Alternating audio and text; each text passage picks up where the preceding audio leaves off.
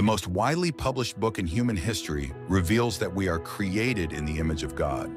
Throughout our human journey, each encounter is an opportunity to see the shared humanity in ourselves and others. Regardless of one's views on religion, each experience and each story weaves us together towards a common path. A path of transformation, a process of growth and understanding, a recognition that, at our core, we share a common destiny. What does the search for truth really mean in our lives? How can we find a sense of unity in a world so diverse and divided? As we reflect on these questions, we start to uncover a fundamental connection that binds us all beyond our differences. Welcome to Created in the Image of God, Building Vibrant Communities, with our host, Wade Franson. Tonight's episode is Humor, Disability, and Hope.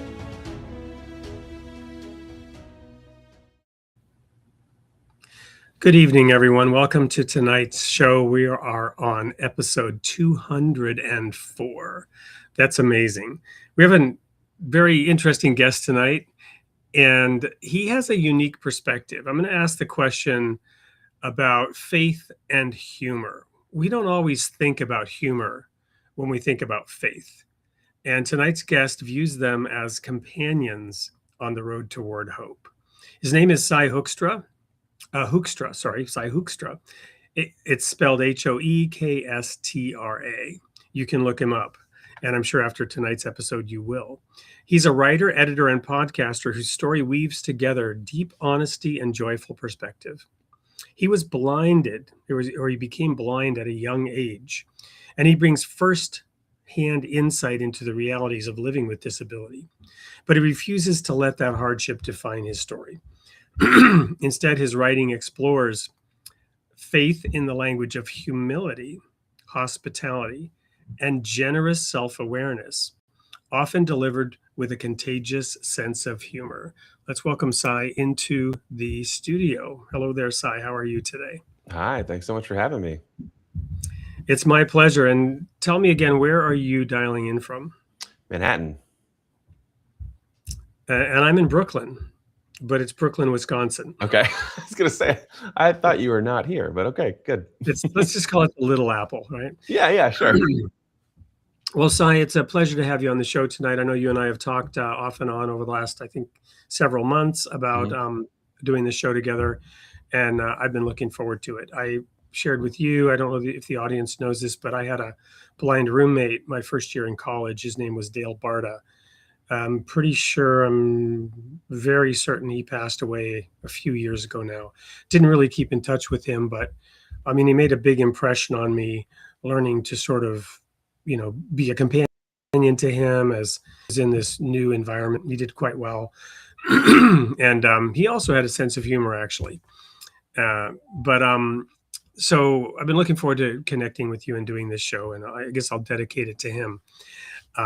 So, Sy, as we always do on the show, we want to know your creation story. We'd love to hear the events around your loss of sight, but beyond that, your early years, who your parents were, what shaped the forces that shaped and made you who you are today, and sort of your coming of age. So just dive right in.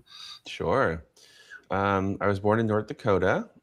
You're a little bit closer to North Dakota than I am, but most of the people on the East Coast that I meet and tell them that, I'm the first one they've ever met. So I was born in Grand Forks. Then we moved around a lot in the Midwest when I was a kid. And then, well, where does North Dakota fall on the scale of population? It's got to be pretty darn low. I think the largest city has about 125,000 people, and they only have one congressman, right? It's one of the 3 representatives in Congress states. Yeah.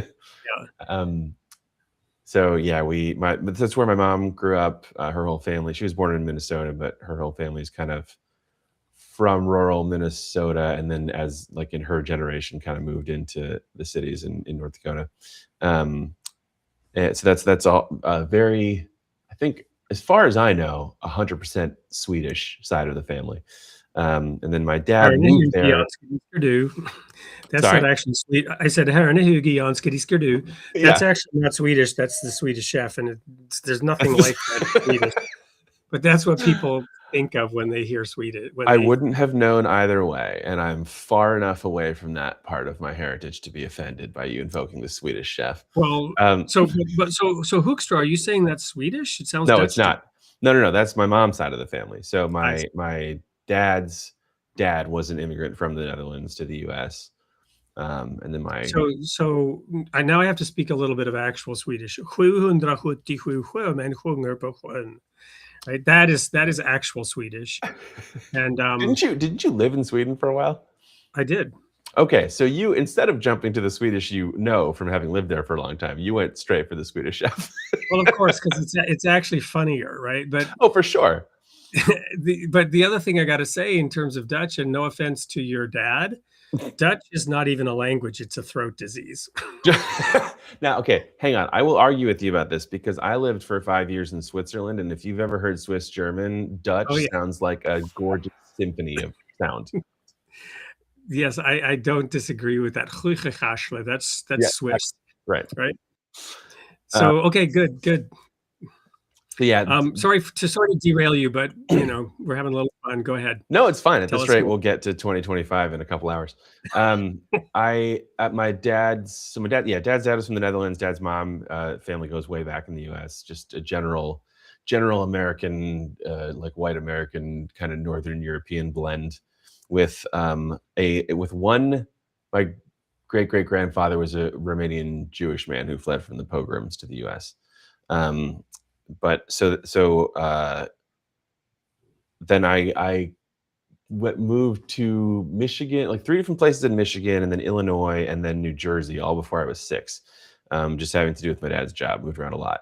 When we were in Ann Arbor, Michigan, there was just a day where my dad took me to the park one day at sunset and noticed like a glint or a gleam in my eye that he thought shouldn't be there. It looked strange to him, so he took me to the doctor, and fortunately we had good healthcare access, and so a couple appointments later I was diagnosed with retinoblastoma, which is a rare childhood retinal cancer.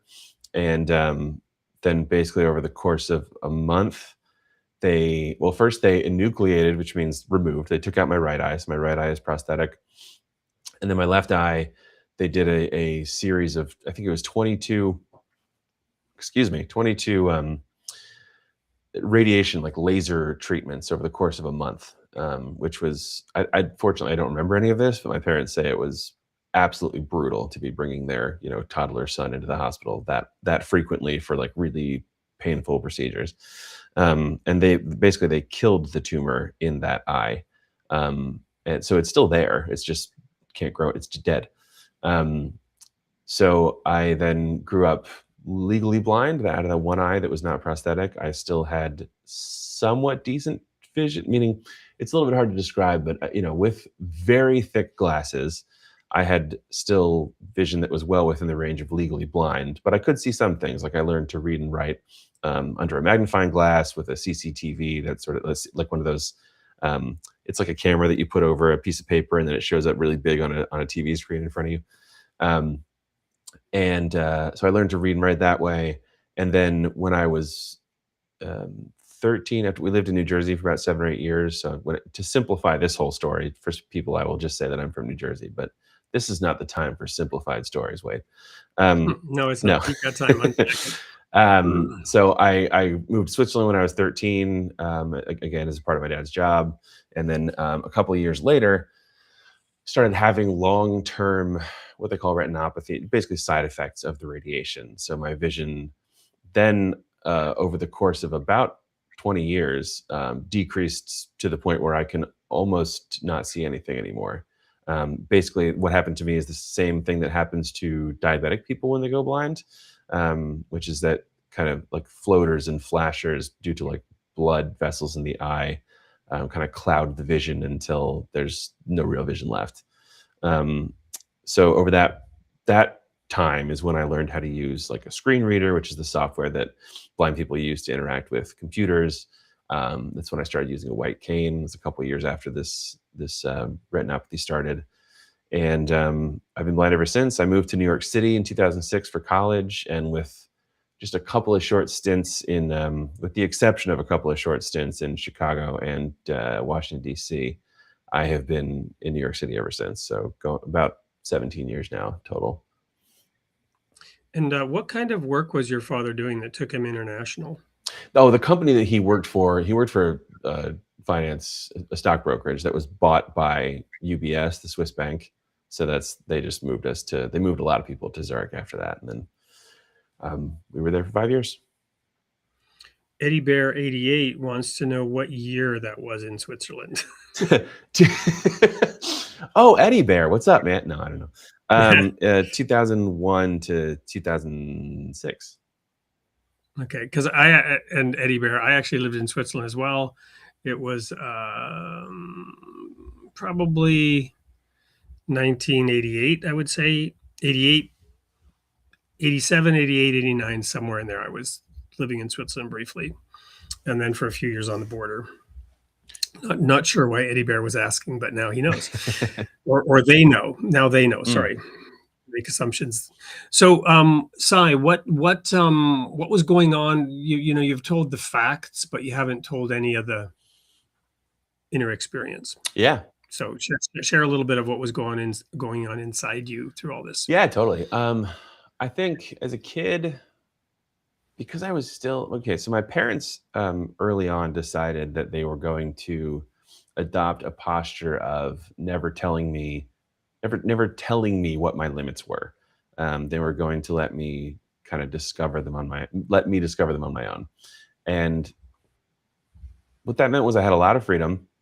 I had a lot of it was incredible compared to unfortunately the way that some disabled people are raised, being very much told their limits, and their limits that they're told being much narrower and than they are in reality. But what that meant was I had a lot of confidence, but then also I took that in as a lot of pressure. Like I took that in as I should kind of be able to keep up with anybody and do anything, which my parents absolutely never said. It was what that was my own way that I interpreted. That's the kind of stuff that I had to work out later in therapy. You know what I mean? Why did I Yeah, think and that? I'm gonna pause you there for a moment, because that's a really powerful observation in a bunch of different ways, right? To me, the essence there is, and we'll get into faith, and you may have some scripture. And I said I'm not going to quote a lot of scripture tonight, but this one comes to mind now, which says that you who compare yourselves among yourselves are not wise, but we all do it. We Oh, compare sure. ourselves, and from keeping up with the Joneses, as it used to be called, even to some aspects of social justice these days. It's all about comparing yourself to what somebody else has or does or can do.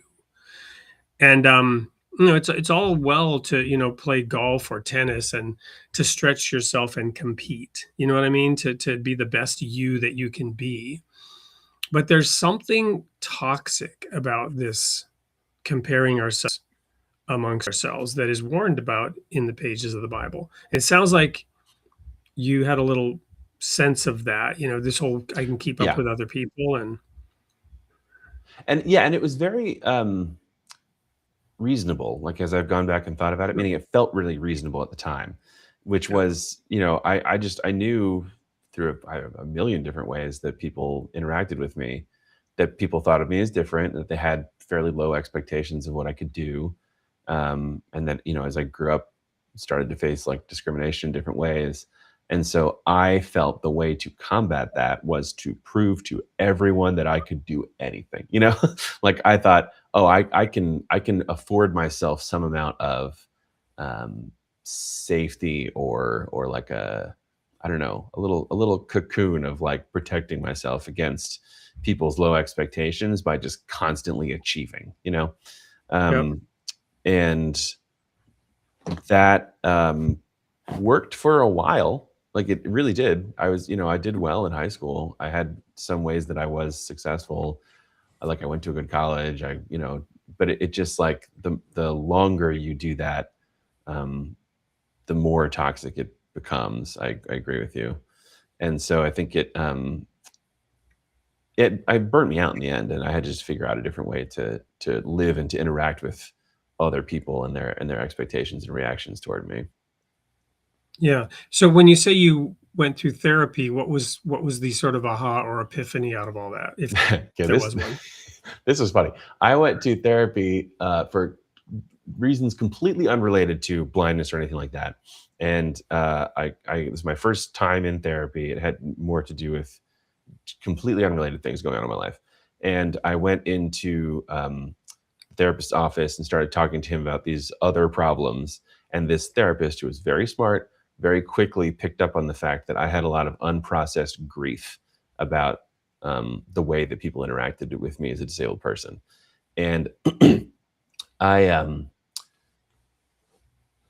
like the first time that he very, in a very gentle therapist way, kind of breached this subject, my immediate reaction was like, "Oh, no, no, no, no, no, no. I'm not going into therapy and having a sighted person tell me that the actual source of all my problems and the reason I'm really sad is because I'm blind." Like, I'm going to deal with the Hmm. problems that I came in to deal with, and I'm not gonna like just kind of be pigeonholed that way. And this guy was not pigeonholing me at all. He was using his professional expertise to correctly identify problems that I had, but it took me a little while to get there. Um, and by the way, sorry if you hear some sirens in the background. As I said, I'm in Manhattan. um, but for me, it was the first time that I would think I was able to articulate the way that I, uh, not the way, just the fact that I was able to articulate that those expectations to me that I've been talking about like very, very like openly and clearly now, um, was a huge, like I could feel it. I could literally feel like a weight in my chest, like a physical sensation, like being acknowledged. Like when I was sitting there in therapy saying like I do not like the way people treat me. It makes me feel terrible. I wish they would stop. I remember one time I actually like hit the couch like really hard that I was sitting on. Like I just punched the guy's couch basically in like anger. And so that was kind of all the confirmation I needed. I was like, okay, this guy's right, because the moment I say anything about this, I'm like having this physical sensation in my chest of like a burden being acknowledged. And I think for anyone who's done a lot of therapy, you kind of understand that acknowledging a burden is somewhat lifting the burden at the same time. Just because your nervous system, your body, your brain is trying to tell you stuff through the anxiety and the frustration that you feel, right? And then the moment that you acknowledge the stuff that you're feeling the anxiety from, it starts to lift. Um, so I think that was the first aha moment in therapy. I'm uh I'm playing this little snippet of a song from Abbey Road right now. Boy, you got to carry that weight. Yeah. Carry that weight a long time. Hmm. All right. So, coming of age, sort of, life changing or life direction moments. As we go into the break here, was the therapy part of that? When did you come to realize that you should focus on humor as more than just a passing joy? Oh, that was very recent, actually. That was it's something I've done a little bit here and there, but I as a kid very quickly like took to anything funny that I was reading or watching or listening to. Um, I'm writing humor now. I don't know if you are familiar with Dave Barry. I started reading Yes, Dave Barry very when I much. was about 10 years old. That's um, that's the age I'm at as well. No, I yeah, remember. Wow. right. Well, he's still writing actually. I'm on Substack and so is Dave Barry. Well, there um, you go. Good company. but yeah, right. Um, so anyways, I would read that. I would watch anything that I could get my hands on. I would watch like seasons of sitcoms and then go back and watch the whole season again with the director's commentary on. Like I was just someone who very naturally wanted to dig into like the nuts and bolts of how comedy worked because it brought me so much joy. And I think a lot of hope, because I think I felt very early on that to laugh in the face of the absurdity of the world is in itself to express some amount of hope. Um, and I, at some point in college, just like I think this had a little bit to do actually with like the way that I understood like calling and vocation and job. I don't know what you should do for your job from church, like the, you know, faith and work and all that. I think at some point I just decided that really going for and trying to make like a career out of humor or creativity or whatever was not like sufficiently meaningful. You know, it wasn't like changing the world and like going out and transforming things the way that so much of the, I don't know, theology around faith and work that I heard growing up made it seem like you had to do. You had to go do something big and powerful and influence culture, and you know. Well, some people may have heard the name Norman Cousins. He wrote a book called Laughter is the Best Medicine. He had a chronic crippling disease called ankylosing spondylitis, and he healed himself with laughter. Lo and behold, I was 28 years old in an eye clinic in Germany. I was about to lose my eye. I did not, but I was told that what I had was a chronic crippling autoimmune disease that was going to put me in a wheelchair by age 40. That book by Norman Cousins was one of the many books I read that really helped me put the thing in full remission. And I could stand up. You couldn't see me standing up, but I could stand up right now. I'm not in a wheelchair. And so, you know, certainly it was transformative for him as an individual, right? And yeah, so I don't. I'm not dismiss, but I know what you're saying. Yeah. I know what you're saying, but yeah. Go ahead. I'm not arguing that it that it is not important to. I'm endorsing. Yeah, you. Exactly. I'm just saying that's, I think, where I kind of went awry. You know, I ended up going to law school, and then I, you know, like you said, I was a lawyer for several years, and I kind of liked the things that I learned and some of the things that I was able to accomplish as a lawyer, but I absolutely hated the actual day-to-day work of it. Was that part of your like I can do anything phase? And in a lot of ways, yes. I mean,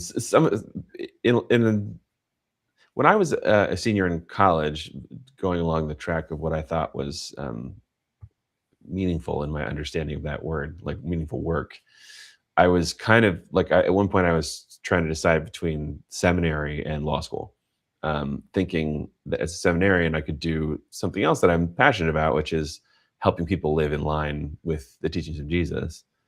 But I talked to a few people who were former lawyers turned ministers, and they sort of told me to go to law school because it's helpful with, you know, a whole lot of different things. And I ended up there, and then I got into I went in with the zeal of the late 2000s evangelical desire to fight human trafficking. If you're not from the evangelical world, you may not be familiar with that particular strain of evangelical justice work, but by the time I left law school, that's not what I was doing at all. But I then ended up at a court for a while, and then I ended up at a public defender in family court for a few years, which was very important and meaningful work, but also brutal and burnt me out. And I exactly what you just said. I really felt that because there were some people who were able to do that work, that I should be able to do that work, like on a permanent basis, right? Oh. And it's just absurd because I think like most people looked at like all the attorneys like running in and out of courtrooms and like helping their clients and doing all the stuff that trial attorneys do. And then you see a blind person come along doing all the same thing, and you're going, wow, how does he do that? And all I'm thinking is, why can't I do more? Right. And that's. Did you ever read or watch Daredevil? Oh, for sure. Yeah. Wasn't he a lawyer? And yes, I am a blind white male attorney in Manhattan. I got all the Daredevil jokes, man. I was, well, you know, they aborted that whole show early. I was like really into it, and they just kind of crash landed it. They restarted it. There's like, I don't know, 10 more episodes on Disney Plus now or whatever. It's not as good as the old show, but yeah, I was literally a few times I was literally in the courthouse where Matt Murdock, fictionally works. So yeah. Wow. Well, that may be a good time to go to this little commercial break to segue back and let crash land this plane back to where we're supposed to be. Don't go anywhere. We're going to learn a little bit more about Sy Hoekstra, through this little video. And when we come back, we will dive into faith and humor and how he does that. Don't go anywhere. This is Created in the Image of God. We'll be right back. Have you ever imagined what it's like to be blind? To live in the world without being able to see it? To transform the way you engage with your senses because one of them is gone? Well, if you have imagined it,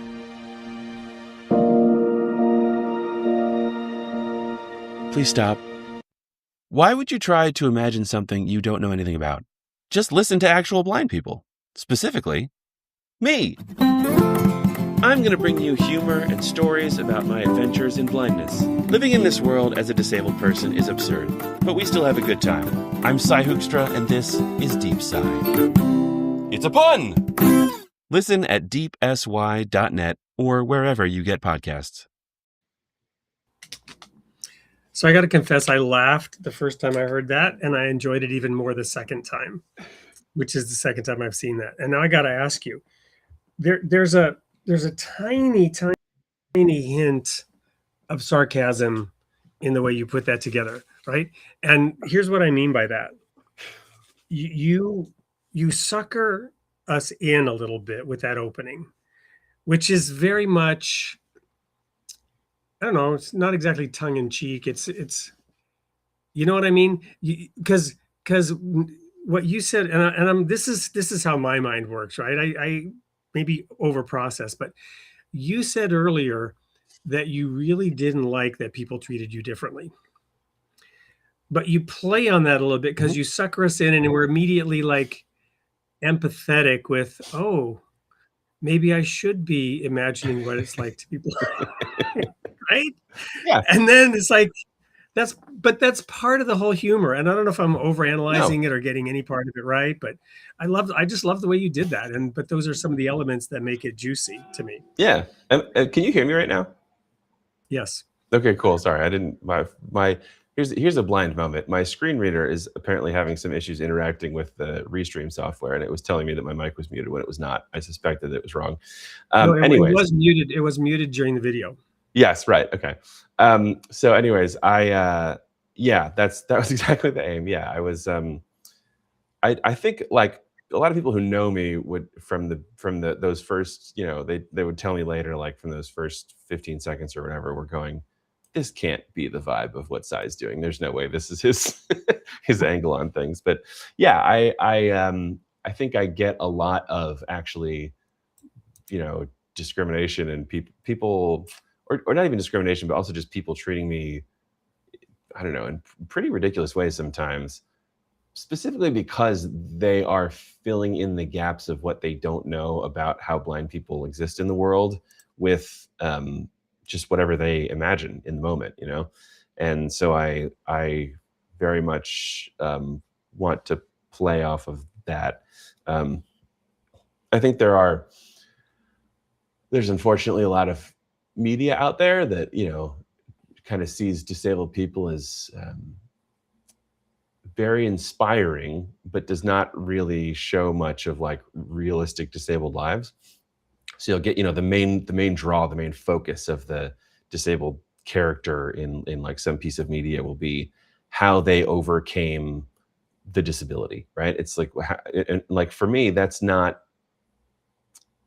directed at someone who is not disabled, right? They look at someone who is disabled and like there's a lot of confusion about how would I live that way, right? If you just like closed your eyes and went, actually, here's a good example. There's a lot of times you will see people like wearing a blindfold or, blackout goggles or something in an attempt to empathize with blind people and like go around, try and walk around, try and go around with a guide, try and experience the world the way that blind people do, which is not a bad instinct. But the problem is that's not what it's like to be blind. That's what it's like to be blind for the first 5 minutes, which is not how I am blind, right? I don't wake up every morning and go, oh my gosh, I'm blind, like freak out and tell my wife we have to go to the emergency room. I wake up every morning and I have a completely routine morning, pretty much the same as anybody else's, just without vision. But it's like very difficult to know if you're not someone who is blind, how that happens, right? Because to have a boring routine blind morning takes practice, right? Like it takes a reorientation to the world. It takes like figuring out how to do a whole bunch of things, like make a pot of coffee or whatever without being able to see it. And so it's not really something that you can like imagine or just experience cold, without any introduction. So in my opinion, the best way to do it is to interact with, in any way you can, actual blind people. So that's kind of the thrust of that little trailer. Yeah, so it kind of gets into a bigger question of what really is empathy, and how do we use empathy in a positive way? Yeah.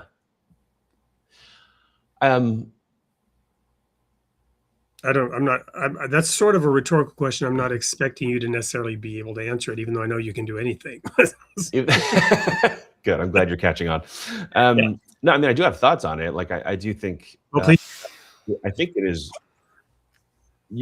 typically unhelpful to like, this is complicated because the word empathy in a lot of ways has become very political. But if we're ignoring the politics of it for a moment and just talking about the dictionary definition of the word, I think it is really hard to empathize with people who have like vastly different experiences than you do. And a better way to think about it would probably be, I'm going to learn as much as I can and reference whatever I have in my own life that is similar, to try and, like, if not directly understand what those experiences are like, at least like interact with that person or people like them in a way that is sympathetic, that is like coming from a place of just being open and curious and generous, as opposed to filling in all the gaps and believing that I have like a solid grasp on the situation when I really don't know much about it. And that's something that you can actually, like, that doesn't just apply to blindness or disability, right? That's a good way to approach any human being you encounter. How would you what would you compare it to that some of us might actually have experienced this whole, your 6th year of blindness? I mean, you kind of did a little bit, but go deeper into that. That's a good question. Yeah, I think there are some somewhat obvious comparisons where if not the day-to-day experience, you can at least get some idea of what it's like. If you've ever been in any situation where you are the fish out of water. So like this could be something like, when you lived overseas, right? Or if you are, the only woman in a company full of men or whatever. If you are the person who has a very different experience than the people around you don't understand how that experience works, and are like a little bit clueless that there is another experience for them to understand, then I think you can kind of graft a lot of those dynamics onto the experience of being blind, even if you don't understand how to make a pot of coffee while blind. So that's one. How about that sort of foreign language experience? Because you also lived overseas, as I have. I've often thought that, and I've been told I'm very good at languages. I'll confess, I am very good at languages. I speak several of them, and I speak them fluently. I'm almost, you might say, gifted when it comes to learning foreign languages. Mhm. People have asked me, well, how do you do that, right? And my answer is, one of the things that has helped me is you got to be able to laugh at yourself, which gets back to the humor thing. Because Absolutely. if I'm not afraid of people laughing at me for sounding like an idiot, because in my head and in my experience, I'm completely incompetent in this. I know I sound ridiculous. I know they probably think that, what a moron, right? Pardon if that's offensive to anyone, that term. I don't know if it's a politically incorrect term or not. But, this guy is clueless, and like, I remember in France or Germany, I'd speak French or German to them and they would speak English back to me, right? Yeah. like, I'm not doing this with this guy. They're like, please stop. Yeah. And I wouldn't care. And we'd have these really absurd conversations where I would speak to them in my terrible German and they would answer back in their terrible English. Oh, that's funny. And this would go back and forth because I was not going to let them talk to me in English, right? But I didn't care that I was embarrassing myself and making myself look stupid and foolish in their eyes. And if they might have laughed at it too, or they certainly went home and told their partner what an idiot they had in their store today, But it's that, right? It's that ability to maybe be able to laugh at yourself a little bit. Well, actually, I'm on a different topic now, but having to learn a foreign language maybe would evoke some of the stress and frustration that I'm sure is felt at being in a world where you really can't do what everybody else can. And maybe me insisting on speaking German was like you going and studying law in a way.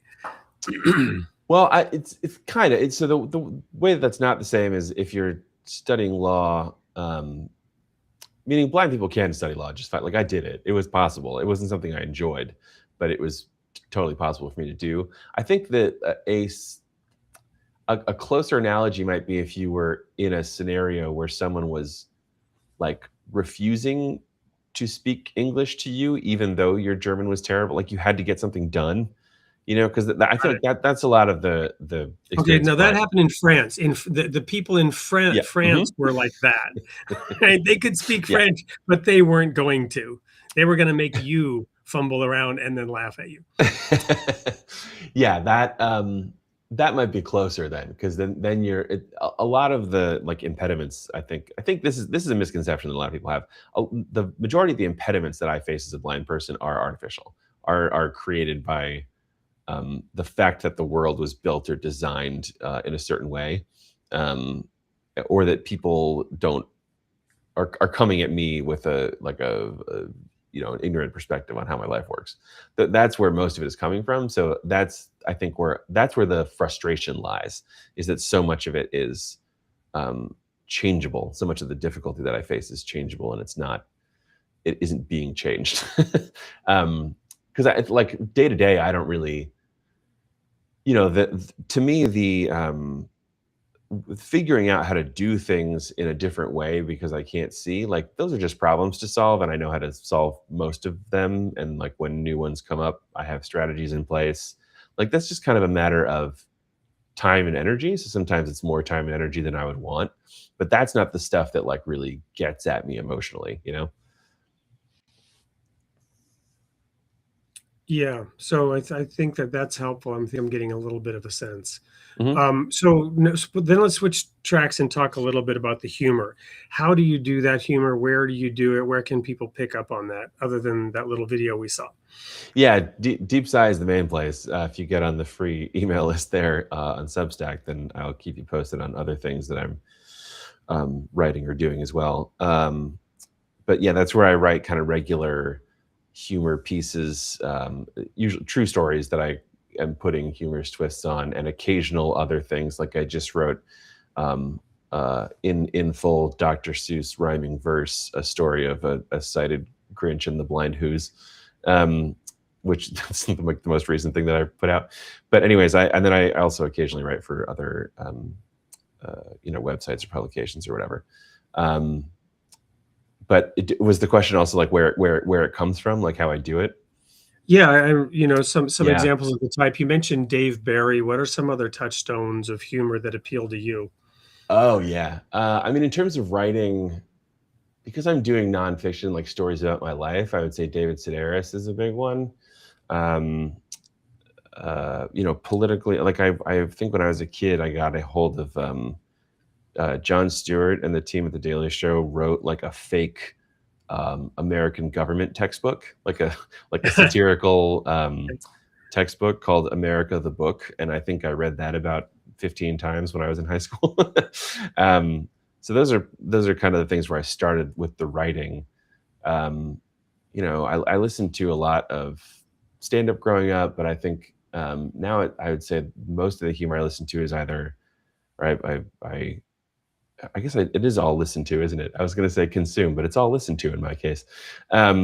Is either like sitcoms or there's a lot of like indie humor out there on podcasts now. So a lot of improvisers now have podcasts that I think are really great. But yeah, touchstones for my writing, I think like Dave Barry, David Sedaris, Jon Stewart are probably the the trifecta. But yeah, I mean, I'm just constantly taking it in from a lot of different sources. So Awesome. And the humorous writing that you do is, it sounds like you've done that in a few different styles. Is it yes, is it experimentation? Have you found a groove? I mean, I've found a groove with writing these personal stories, which has been really fun. Um, and then I experiment off of that. So like I said, I wrote that like sort of Dr. Seuss style poem. I did another episode that was like like a parody news style radio broadcast, talking about like disability news. I've been writing for this website called The Squeaky Wheel that does kind of Onion style disability parody news. You know the Onion, like the parody news Absolutely, I organization. love the Onion. Yeah. So they do that, but it's all stories about disability written by disabled authors. So I've been doing that. I just had one published that was like about a paraplegic architect who built a building for a town, and then when he unveiled the building, the only entrance was on the roof, and there was a note pinned to it that said, "Now, how do you like it?" And it was all about the, and then the whole story is then about the town, like trying to get people in and out of this building and all the effort that they have to go through and how they're so angry that they can't get into their building every day. And it's just the experience of anybody who has a mobility disability, but what if it happened to everybody? So I've done those kinds of like in that parody news style as well. Well, great. We're going to go to a quick commercial break. When we come back, I want to dive into a little bit some of the scriptural references and Sure. You mentioned Jesus. So we're going to just quickly air this little ad, and when we come back, we'll get into that. Don't go anywhere. We'll be right back. Discover the world's religious traditions like never before with Ocean 2.0 Reader. Our custom ebook reader is designed for exploration and study with an immersive audio integrated reading experience and powerful research tools available on all platforms including web, Windows, macOS, Linux, Android, and iOS. Experience the benefits of immersive reading by combining ear and eye with improved comprehension and vocabulary acquisition. Our interfaith library features books from various religions, so you can have access to a wealth of knowledge. Try Ocean 2.0 Reader today and elevate your reading experience. And after that word from one of our sponsors, let's dive into some of the texts that are being referred to in that e-reader. So it's often said, God has a sense of humor. I heard recently, if you want to hear God laugh, make a plan. Mm-hmm. But where do you from when you refer to Jesus and the connection with humor? I think it's like I said in the little intro that we did, the pre-clip that we did, the promo video. I have a lot. I draw a lot on Jesus's teachings about people who take themselves too seriously, who prop themselves up as authority figures that need to be listened to, that can put weights on people's backs, unnecessary burdens. People who think that it's kind of their job or position or lot in life to make other people believe that they are great. Jesus is more harsh toward them than anybody, by far, I think. Meaning he is extremely kind and gracious toward the people that are in many ways, marginalized or cast out or pushed out from society. And then he turns around and calls, the religious leaders a brood of vipers or whatever. That's, I think, his general disposition toward kind of the people in the world who are, sometimes it's about power and not having power. Sometimes it's about humility and pride. But it's that. And I think humor is a incredible, like one of the most powerful tools that we have to stop people from taking themselves too seriously, and from for exposing the fiction of people when they take themselves too seriously. Meaning, I think a lot about the passage where Jesus says that religious leaders who want the best place at the table, who want people to hear them pray in the public square and laud them for doing so, that they have their reward. And I think when Jesus says that, he means their reward is actually quite shallow. Like whatever you have in that moment, you have that place of honor. It is that is actually pretty fun. I was trying to think, some of those imagery, it's not really funny at all, but that is funny, right? You have your reward. Yeah. That's You are truly working funny, so hard. You got a like- 15-second round of applause for that prayer that you did. That's it. Right. That's all you get. You get nothing else, Yeah.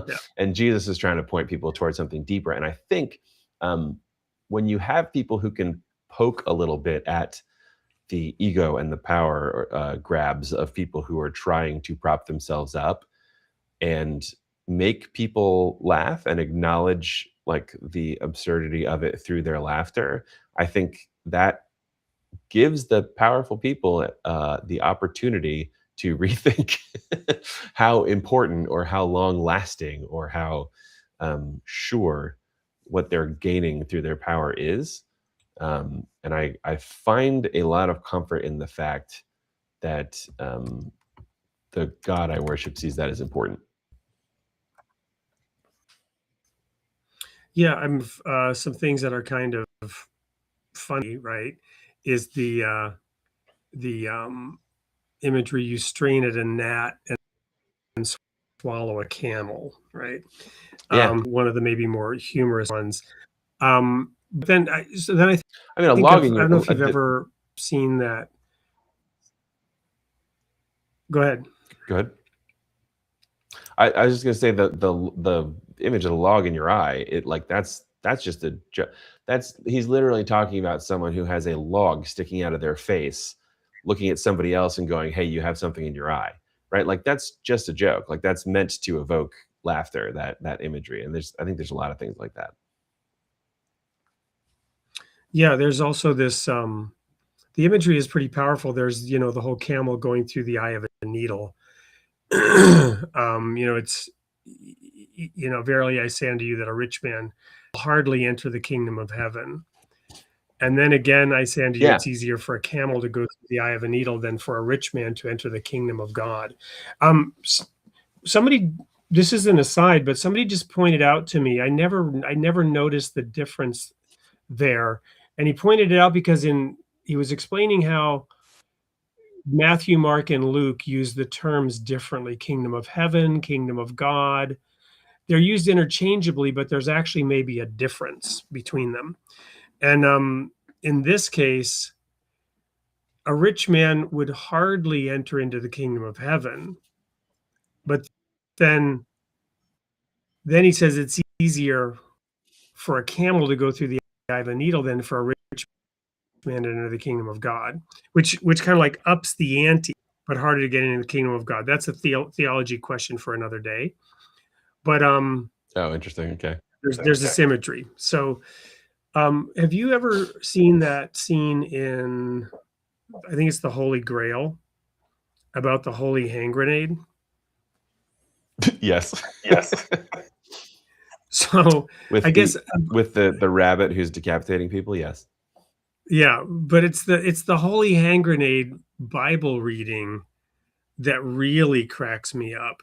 And that's kind of sacrilegious, right? There's a part of me that doesn't want to laugh, to be honest, because they're taking the mick, as they say in English, in England, out of the way the Bible is written. But at the same time, they're not, because what they're actually poking fun at is the pompousness, right? Yeah. It's the taking oneself seriously that you're talking about. Yes, and I think even the language, like what they're poking fun at, is basically the language of the King James Bible, that's not the Bible, man. That's the translation. That's like we're talking about just how people wrote in a very pompous manner in 1605 or whenever that Bible came out, right? And it's I think I'm happy to poke fun at that, at the pompous language and how that makes us I feel like the pompous language, maybe pompous is too strong a word, but like I think people find authority in just the way that the King James Bible sounds. Um, and you don't need that, man. Like we don't need to add authority to God through through like a specific use of an old version of English, right? So I have no problem poking fun at that. Yeah, and of course they're coming from a world where, even a foreign is used, right? Latin. So you really had no clue what was being said, but you had to listen to it. Yeah. Yeah. So any other sort of themes or words of Jesus in particular that inspire this humor? I mean, I think this is maybe, I don't know that this is something that people will feel as much as I feel. But there are two angles to, I think, Jesus' general philosophy that I had. One of them I love, and one of them I had a lot of difficulty with. And the one that I had a lot of difficulty with is actually the one we already spoke about in a sort of implicit way, which is, Jesus kind of leveling the ground between people. Jesus saying that no individual person is more or less valuable than any other. I am happy when Jesus says that no one is more valuable than me. I'm not particularly happy when Jesus says that I'm not more valuable than anybody else. Because like I said, I had that feeling, I had that sense that I had to prove myself as outstanding in order for people to in order for people to take me seriously.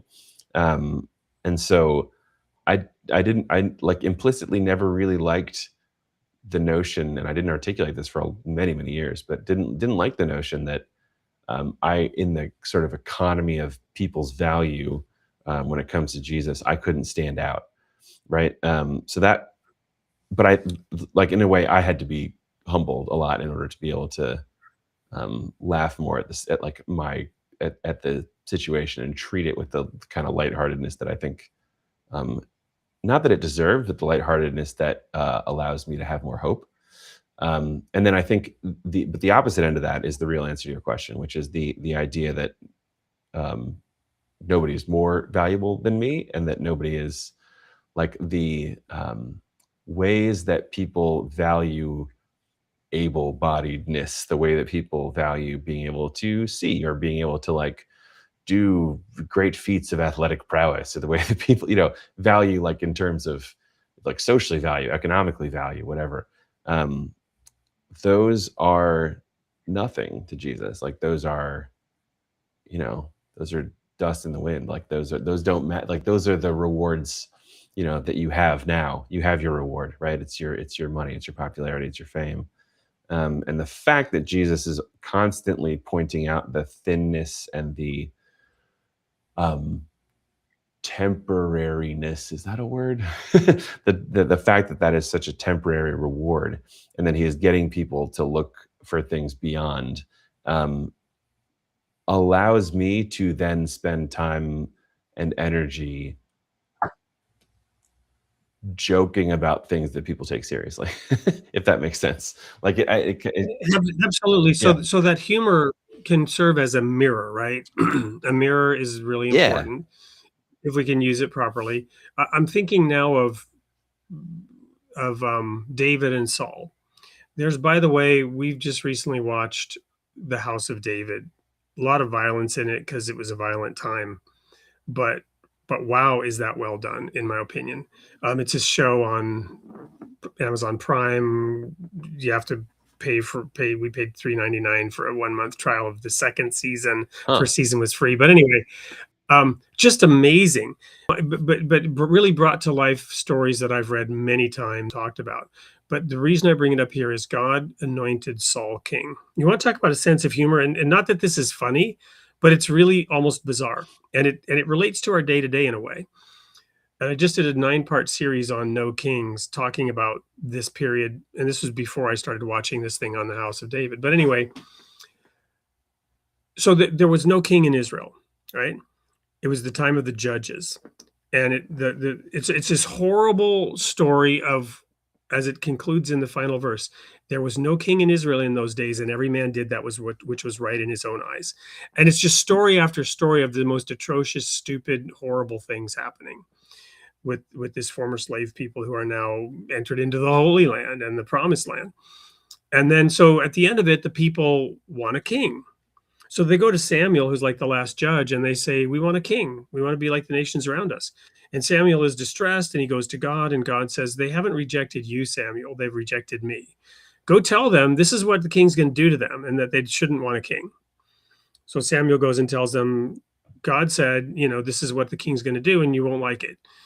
And they said, we don't care. Give us a king anyway. We want to be like the nations around. So Samuel anoints Saul. And Saul is a great king for a while. He helps them conquer their enemies. He's a big man. He's powerful. And he's a great king for a while until he's not.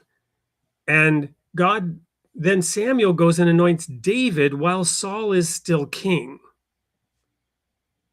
which is hilarious in a very tragic way. Yeah, it's chaos. You think about this. So God did this. He created this mess, right? Because now Samuel is treasonous. And this is what I never realized. Samuel is treasonous because he anoints a new king while the king that he anointed is still sitting on the throne. And then he expects David to submit to Saul until God takes care of it. But so it's just this bizarre situation that's really fascinating that we should study into and think about when we start getting up on our high moral horse politically about what's going on in this nation. But anyway, the point I'm making here is God says, I'm getting to notice now the connection was lost. I'm reconnecting. Can you hear me, Sy? Okay, so Yes. What God says to Saul about why he did this, he says, when you were small in your own eyes.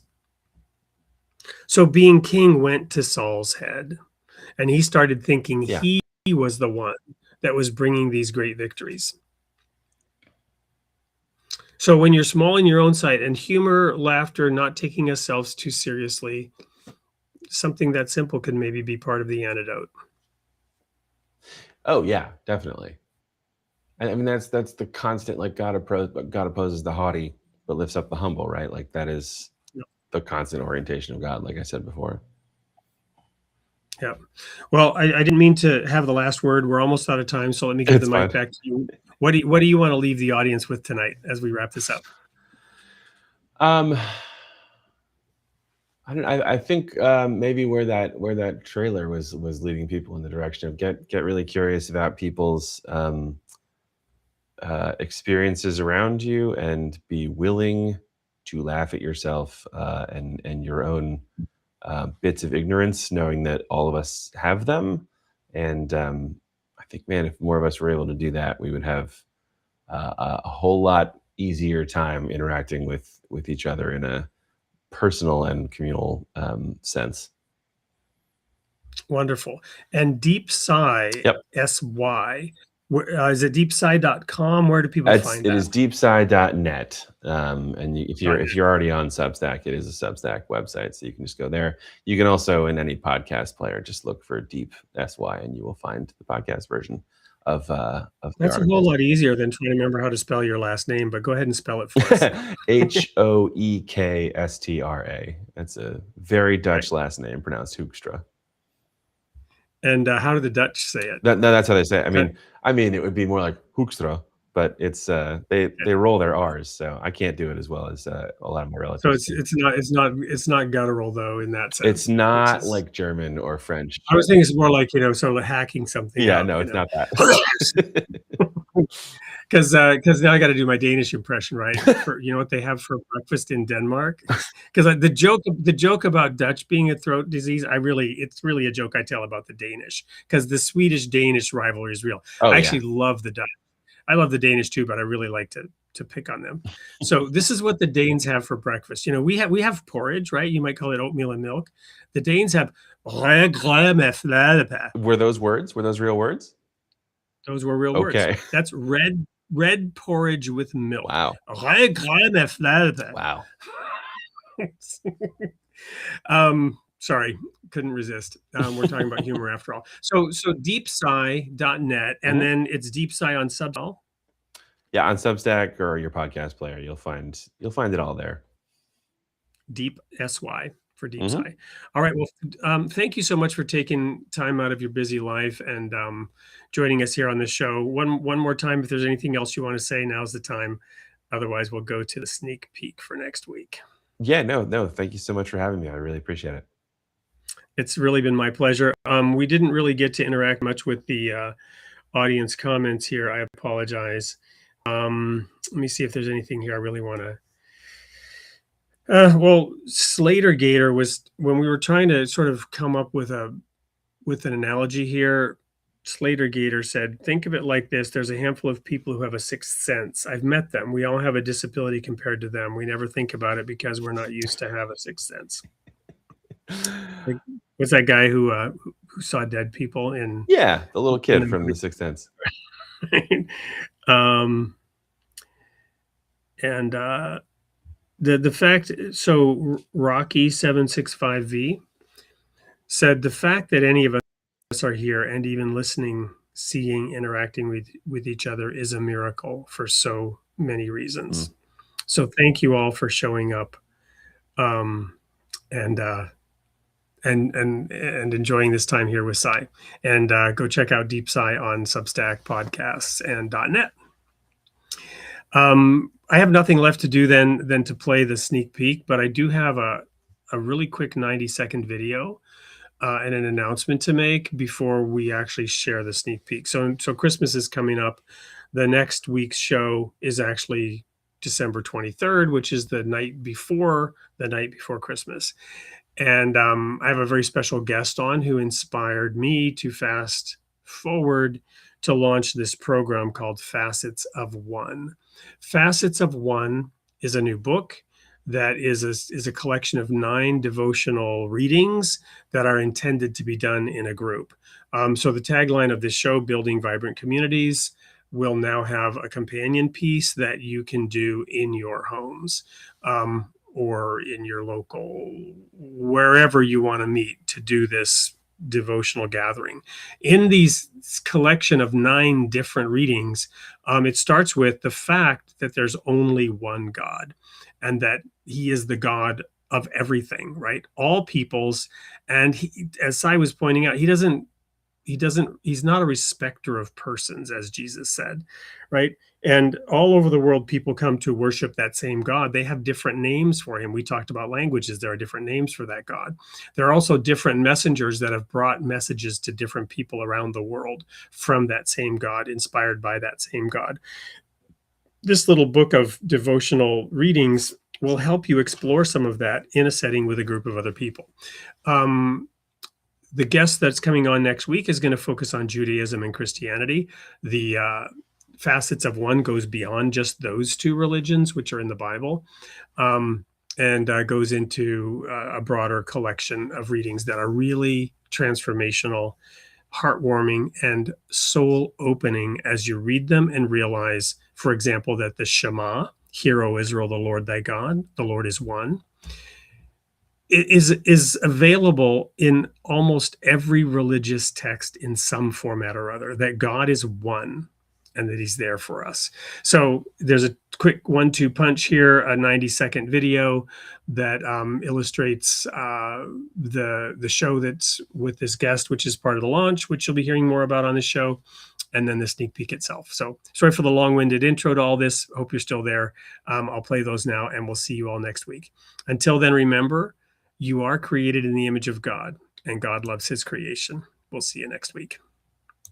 The birth of Jesus was heralded by angels praising God, saying, "Glory to God in the highest, and on earth peace, goodwill toward men." Yet across history, faith has just as often become a fault line. Jesus himself warned that belief could bring not peace, but a sword of division. We can see that sword's edge in our headlines, in our streets, and too often in the Holy Land itself. Religious unity may well be the last great challenge for our species. a task as profound as any scientific breakthrough, as urgent as any peace treaty.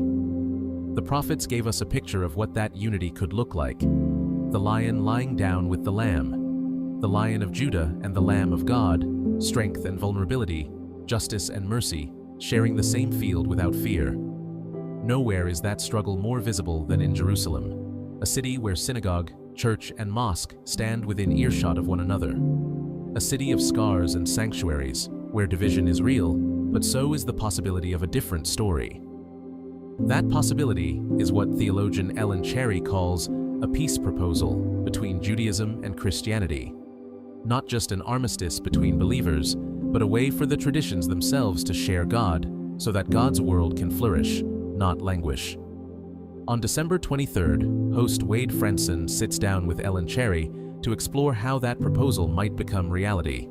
Because if we are all created in the image of God, then learning to make peace in God's name may be how we finally learn to make peace with one another.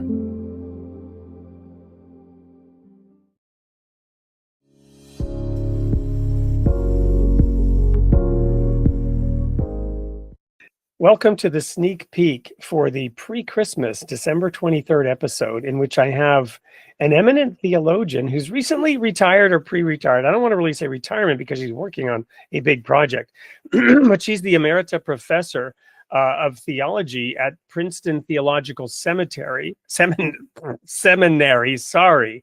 And she spent decades teaching systematic theology there, but her passion goes back to when she was 3, and as a little Jewish girl exploring her neighborhood, had an experience which awakened her that not everybody was Jewish. Tell us about where that seed was planted for the desire to bring people together. Well, when I was 3 years old, being a nice Jewish girl, as the phrase goes, I discovered the Roman Catholic neighbors and their parish that was just right around the corner from where we all lived. And I realized that the world is a big place. And then I said to myself, well, God knows that it's a big place, and God loves it as a big place. And that what we can do to serve God is enable its plurality all to be understanding of one another and learn to love one another, that God's world may flourish, because God wants creation to flourish, not languish.